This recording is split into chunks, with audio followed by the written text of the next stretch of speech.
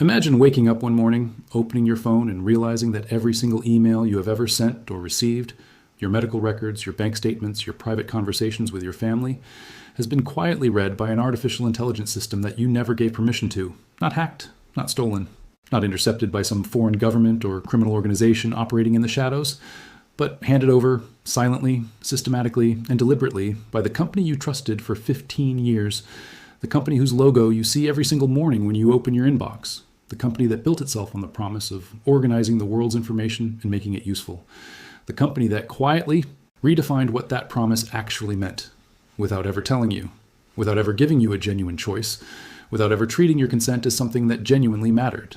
That is not a hypothetical scenario designed to frighten you. That is not a conspiracy theory from a fringe corner of the internet. That is not the kind of exaggerated headline that gets clicks but falls apart under scrutiny. That is exactly what happened to over 1.8 billion Gmail users in 2026. And the most terrifying part of this entire story, the detail that kept me awake at night after I discovered it, is that almost nobody noticed. The news cycle was loud with other stories. The world was distracted by other crises. And Google was counting on exactly that distraction, exactly that noise, to provide the cover they needed to do what they did without meaningful public pushback. I used Gmail for 15 years. I want you to understand what that actually means in real human terms, because it is not just an email account. I built my entire professional life on that platform. I ran every business communication through it. I corresponded with doctors about health issues I have never discussed publicly. I sent my most personal, vulnerable, unguarded thoughts through it to people I loved and trusted. I stored contracts in it. I stored financial documents, salary negotiations, private medical test results, family conversations during difficult times, and 15 years of accumulated human experience inside that single service. And then, one evening in early 2026, I discovered what Google had been doing behind closed doors for months, doing quietly, systematically, at scale, across every single account on their platform. And I deleted my account before I went to sleep that same night. No hesitation, no second thoughts. The decision was immediate and it was final. Today, I'm going to walk you through exactly what happened. I'm going to take you inside the specific decisions that Google made, the warnings that security experts had been issuing for months before the public realized what was occurring, the lawsuit that followed the exposure, the compounding security disasters that made everything dramatically worse, and the full economic consequences of this privacy disaster. Consequences that most mainstream coverage completely failed to capture or explain. And I promise you this, I'm going to save the most important revelation for the final section of this video. Something that reframes this entire story in a way that will permanently change how you think about your digital life, your relationship with technology platforms, and what you are actually paying when you use a service that costs you nothing in dollars. Something that Google's communications team, their legal department, and their army of public relations professionals absolutely do not want you to understand clearly. So stay with me through every chapter of this story, because what is coming at the end is the piece that makes everything else make sense. Let us start at the beginning. October 2025. The world was moving fast. Technology headlines were dominated by AI product launches, model capability announcements, and the relentless pace of innovation that had characterized the previous 2 years. Nobody was paying close attention to a quiet infrastructure change that Google rolled out across its Gmail, Google Chat, ours and Google Meet platforms during this period. There were no press conferences announcing it. There were no notification banners appearing inside your inbox. There was no pop-up window politely asking for your permission or presenting you with a clear explanation of what was changing. There was no email, which, given that this is fundamentally an email company, carries a particular irony that is not lost on anyone paying attention. Google made a decision, executed it silently across every account on their platform, and moved on as if nothing had happened. The decision was this. Google activated its most powerful and sophisticated artificial intelligence system, a system called Gemini, and granted it default access to scan the private emails, personal attachments, message content, behavioral communication patterns, and metadata of every single Gmail user on the planet, not users who had specifically requested this feature, not users who had been presented with a clear explanation and clicked to agree, not users who had in any meaningful sense consented to this arrangement. Every user, automatically, by default, regardless of whether they knew it was happening, regardless of whether they would have agreed if asked, and regardless of what their inbox contained or how sensitive that content was, the switch was flipped across 1.8 billion accounts simultaneously, and the machine went to work. To truly understand why this matters, you need to understand what Gemini actually is and what it is actually capable of. Gemini is not a basic spam filter running keyword checks on incoming messages. It is not the relatively simple categorization system that sorted your inbox into primary, social, and promotions tabs. Gemini is a deeply sophisticated, multimodal large language model, the same category of artificial intelligence technology as the most powerful AI systems that exist anywhere in the world today. It can read text with genuine comprehension. It can analyze document attachments, spreadsheets, and images. It can understand context, sentiment, tone, and their relational patterns across thousands of individual emails. It can identify who you communicate with most frequently, what subjects dominate your professional and personal correspondence, what your financial situation looks like based on the bank statements and billing notifications that arrive in your inbox, what your health concerns are based on appointment confirmations, prescription refill reminders, and lab results, and what your political beliefs and personal values are based on the publications you subscribe to and the conversations you participate in. This system does not read your emails the way a spam filter does, mechanically checking for certain words or patterns. It reads your emails the way an intelligent, attentive, and infinitely patient person would, except it processes billions of them simultaneously, at machine speed, without fatigue, without forgetting a single detail, and without any of the emotional, ethical, or human context that would make such intimate access appropriate. When the system was activated on your account in October 2025, it did not politely start from your most recent inbox and work forward.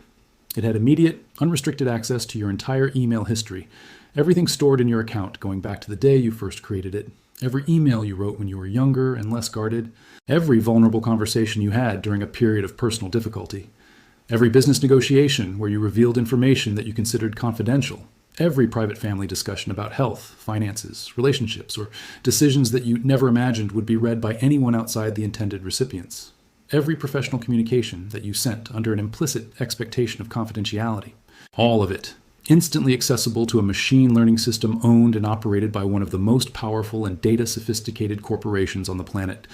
A corporation whose fundamental business model depends on understanding human behavior at unprecedented scale and detail. When a social media post exposing this practice went viral and was viewed over 6.5 million times, the tech community finally began to pay meaningful attention. The post was clear and direct. You have been automatically opted in to allow Gmail to access all your private messages and attachments to train AI models. The reaction was immediate, widespread, and furious. Security researchers began publishing detailed analyses of what this meant. Technically, privacy advocates began drafting formal responses and exploring legal remedies. Investigative journalists began making calls and reviewing Google's documentation. And across the world, ordinary people, the vast majority of Gmail's user base, people who had never thought deeply about data privacy and had no particular reason to before this moment, began to experience a slow, deeply uncomfortable realization. They had been living inside a surveillance architecture for years without knowing it. And the company that built that architecture had just significantly expanded it without asking. Google's public response arrived quickly. A spokesperson issued a statement describing the reports as misleading and asserting that Gmail content was not being used to train the public Gemini AI model. Read that denial carefully, because the precision of its language is extremely telling. Not that Gemini was not reading your emails, not that Gemini did not have access to your inbox, not that your private communications were protected from AI processing. The specific, carefully lawyered claim was that the content was not used to train the public model, a framing that left entirely open the question of what else the content was being used for, what internal models or personalization systems might be processing it, and what future uses might be contemplated. This is corporate communication at its most strategic, technically defensible, professionally delivered, and designed to appear responsive while revealing as little substantive information as possible. But here is the problem with that carefully constructed denial. If the situation was genuinely as benign as Google's statement suggested, why did a class action lawsuit arrive in California courts within days of the story reaching mainstream attention? Why did legal teams representing potentially hundreds of millions of users file a detailed complaint, accusing Google of secretly activating Gemini to access and exploit the entire recorded history of users' private communications, including literally every email and attachment ever sent or received? The lawsuit was specific in its allegations. It claimed that data being processed included financial information, medical records, political beliefs, and sensitive personal data related to users, children, and families. It claimed Google had enabled this feature across all accounts without providing meaningful advance notice, and it specifically alleged that the opt-out mechanism, the process a user would theoretically follow to prevent this scanning from occurring, had been deliberately designed with sufficient complexity to ensure that the vast majority of users would never successfully navigate it to completion. That final allegation is where the story shifts from concerning to genuinely disturbing. Because if it is accurate, and the evidence strongly supports that it is, then what we are confronting is not an accident of poor engineering, not an oversight by a team that moved too quickly, not a well-intentioned product decision that happened to have privacy implications that nobody fully anticipated. What we are confronting is an intentional design strategy, a deliberate corporate choice made with full technics, all capability and full awareness of the alternatives to make privacy protection maximally difficult for the users it supposedly serves. Every user who attempts the opt-out process and gives up partway through, confused, frustrated, unsure whether they have done it correctly, is a user whose data continues to flow into the system. And Google, a company that has some of the most sophisticated user experience designers and engineers in the world, designed that process knowing exactly what the outcome would be. The complexity of the opt-out was not hypothetical. Security professionals, trained experts who spend their careers navigating exactly this kind of technical challenge, initially attempted the process, got it wrong, published instructions based on their incorrect understanding, and then had to issue public corrections when other researchers identified the mistakes. Multiple steps, spread across multiple separate menus in different areas of the account settings, each requiring independent action, none of them clearly labeled in language that an ordinary user would intuitively understand. Even respected security publications, including Malwarebytes, initially misreported the correct process. If that is the experience of professionals, the realistic completion rate for ordinary users attempting to protect themselves was effectively negligible, and Google's interface design team, which A/B tests every element of the user experience obsessively and has access to real-time behavioral data on how users navigate every screen in their products, understood this perfectly.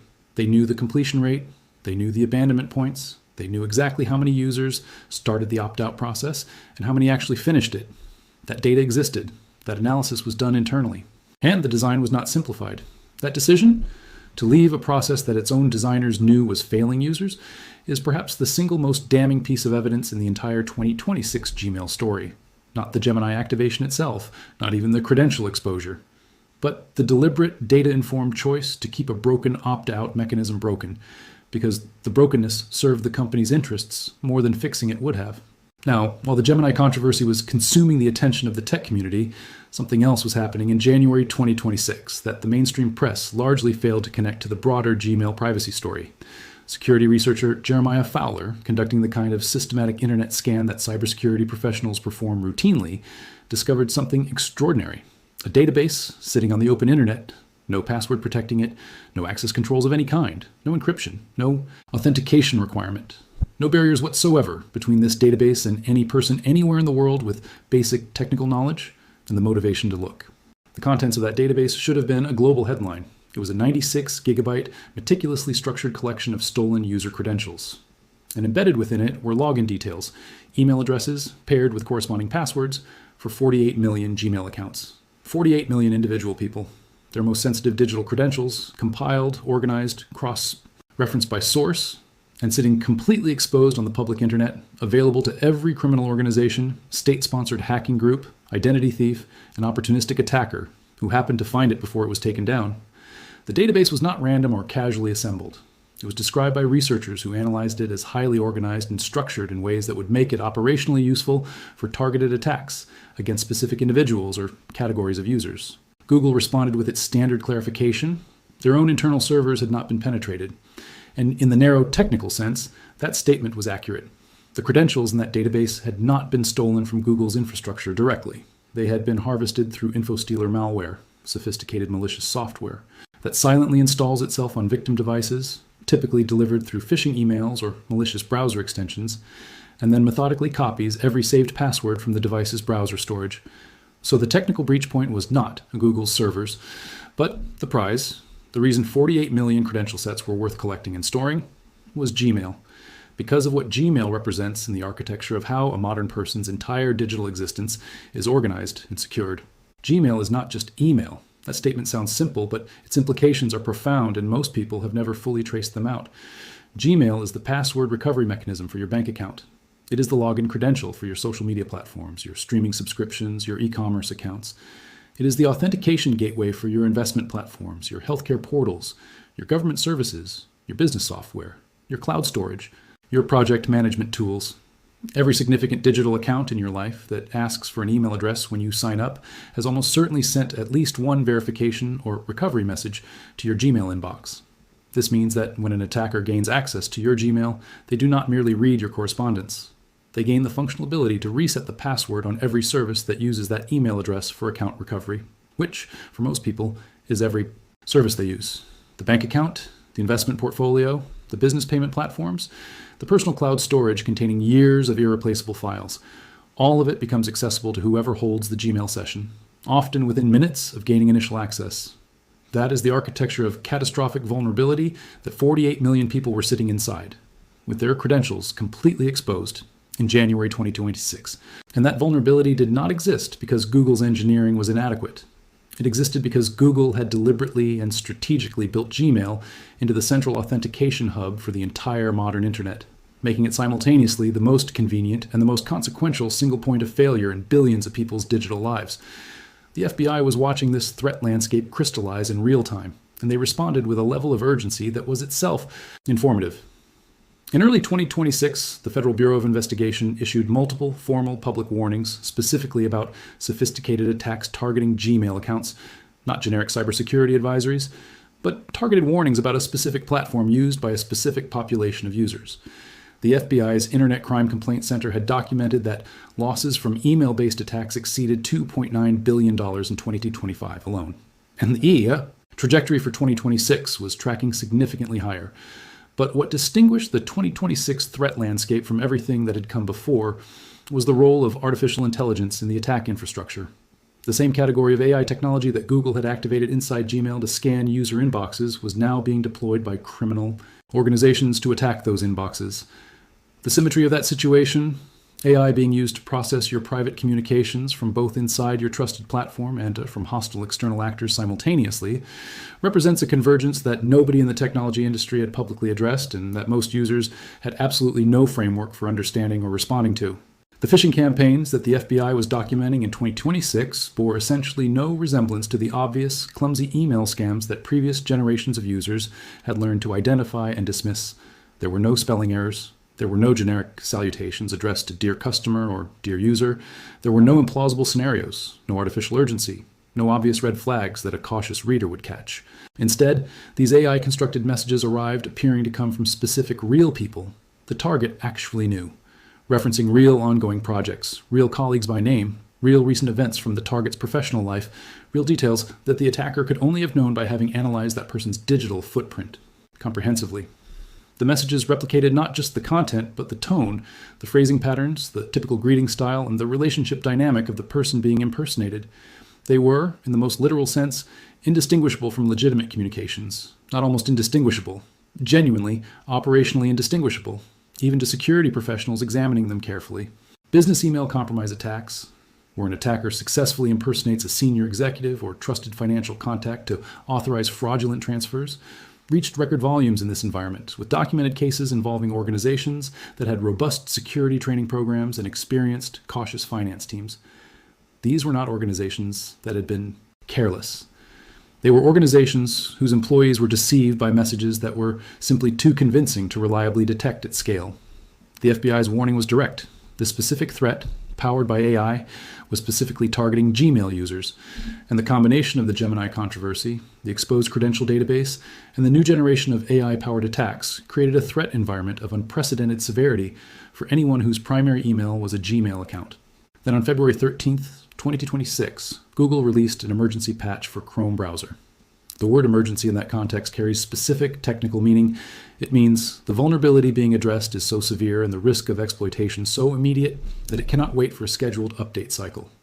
The flaw was cataloged as CVE 2026-2441. It resided in the CSS rendering component of Chrome's browser engine. And in practical terms, what it meant was this. A malicious web page, something that could be reached simply by clicking a link in an email or visiting a compromised website, could trigger remote code execution inside the browser process. This gave an attacker the ability to steal active key, asession cookies, and capture authentication tokens, the digital credentials that tell websites a user is already authenticated and does not need to re-enter their credentials. With those tokens, An attacker gains complete immediate access to every Google service the victim was logged into, without needing their password, without needing to defeat two-factor authentication, and without triggering any of the security alerts that a conventional login attempt would generate. The attack is silent, fast, and leaves minimal forensic trace. Consider what this means in the context of everything else happening simultaneously. In October 2025, Gemini was quietly activated to scan every Gmail inbox without user consent. In January 2026, 48 million Gmail credentials were found, sitting in an open, unprotected database on the public internet. The FBI issued urgent warnings about AI-powered phishing campaigns specifically targeting Gmail users. And in February 2026, an emergency patch revealed that Chrome, the browser used by the majority of Gmail users to access their accounts, had been carrying a critical zero-day vulnerability capable of enabling complete account takeover without any password at all. 4 separate compounding threats hitting the same platform, affecting the same users during the same concentrated period. Not one crisis. 4 simultaneous crises, each one serious enough to generate sustained alarm independently, all converging on Gmail users at the same time. Now we need to talk about money, because the economic dimensions of the 2026 Gmail privacy disaster are where the true scale of this story becomes undeniable, and where mainstream coverage fell most dramatically short of conveying the actual impact. When privacy violations are discussed in public discourse, they are most often framed as personal and reputational concerns. Your embarrassing emails might be read. Your personal information might be accessed. These framings, while accurate as far as they go, systematically understate the financial severity of what we are actually talking about.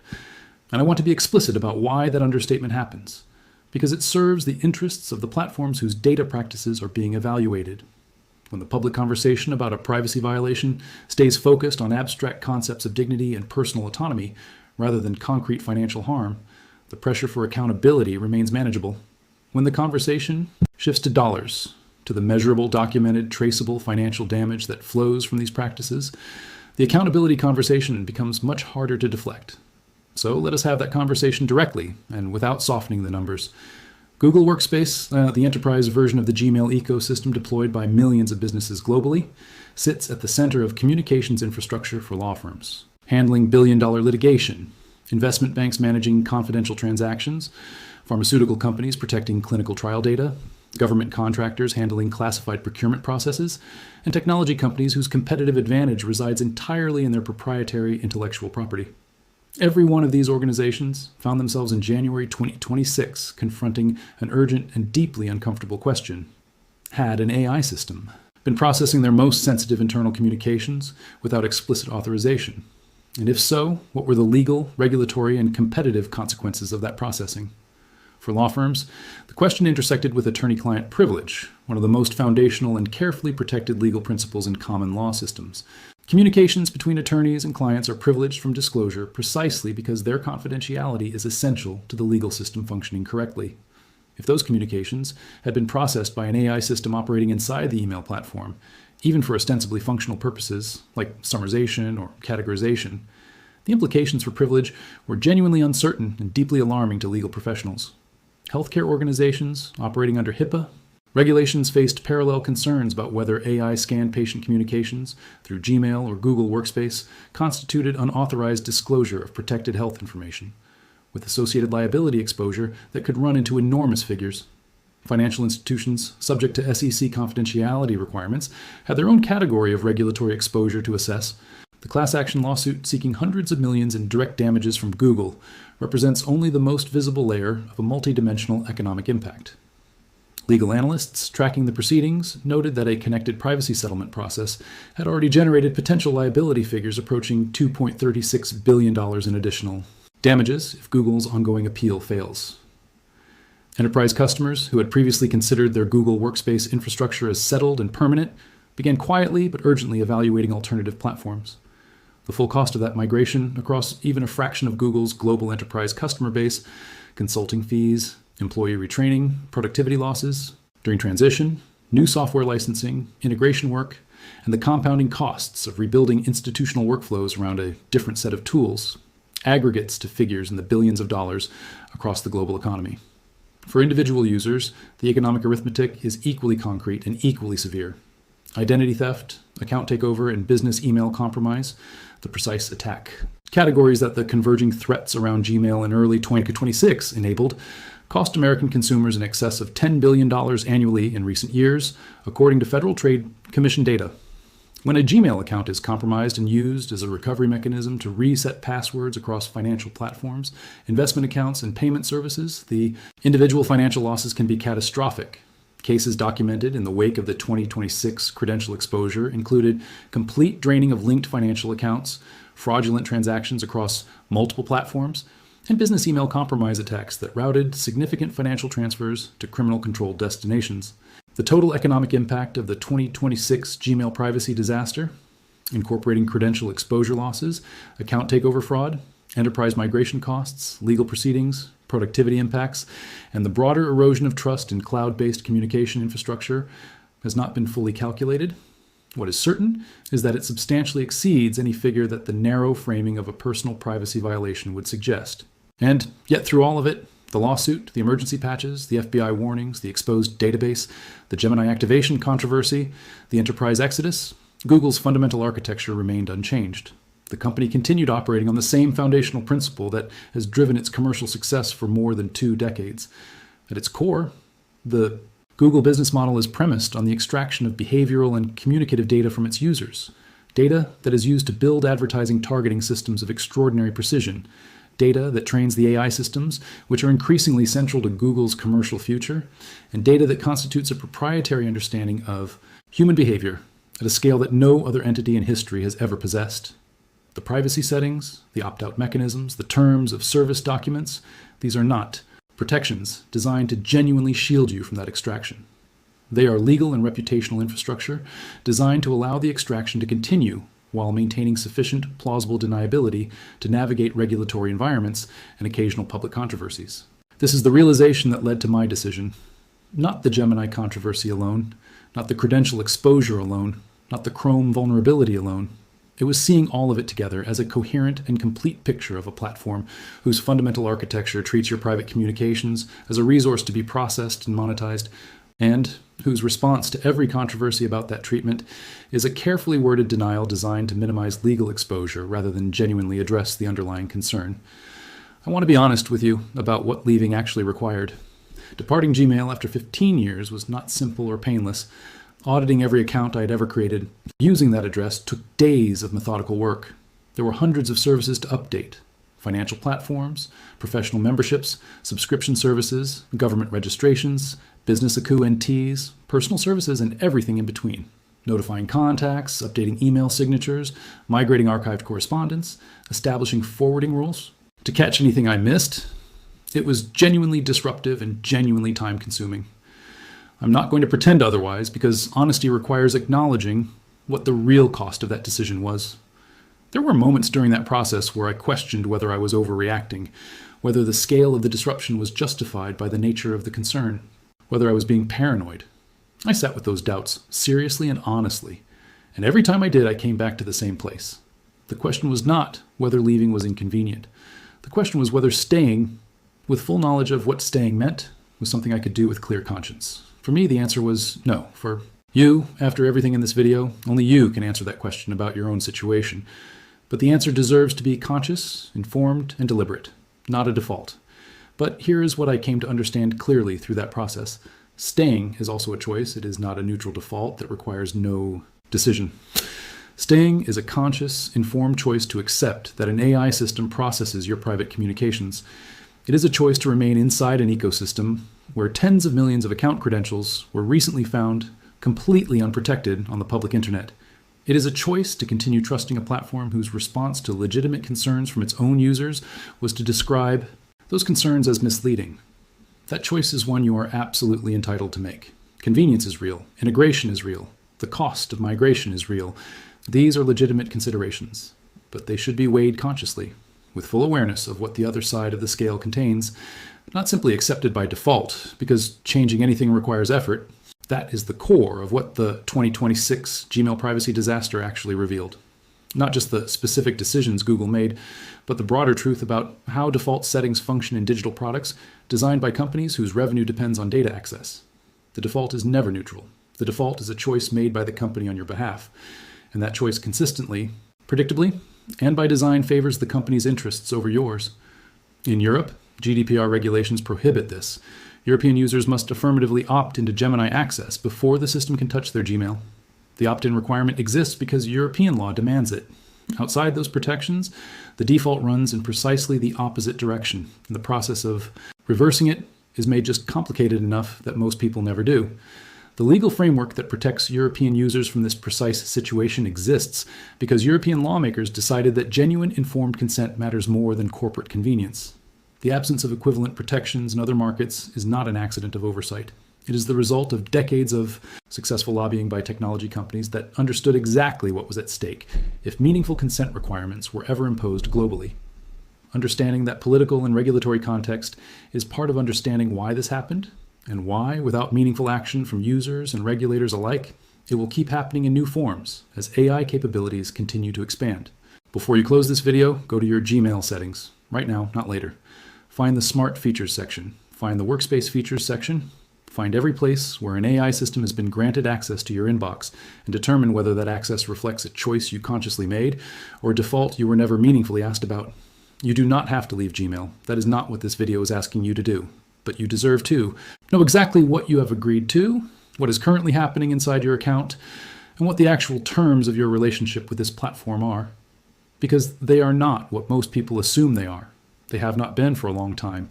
And 2026 was simply the year that became impossible to ignore. The Gmail you opened for the first time 15 years ago was a product.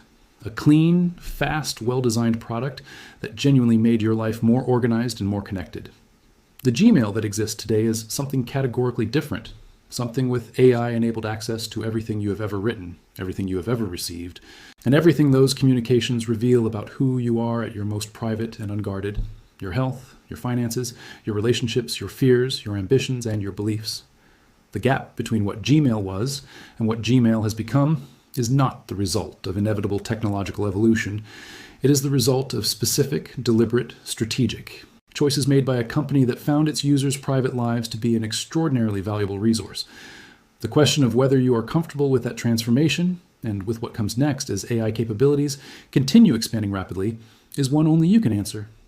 But you can only answer it honestly if you are looking at the situation with clear eyes and accurate information, rather than through the comfortable assumption that a service requiring no payment carries no cost at all, because it does. It always did. And now, finally, you know exactly what that cost looks like and who has been collecting it.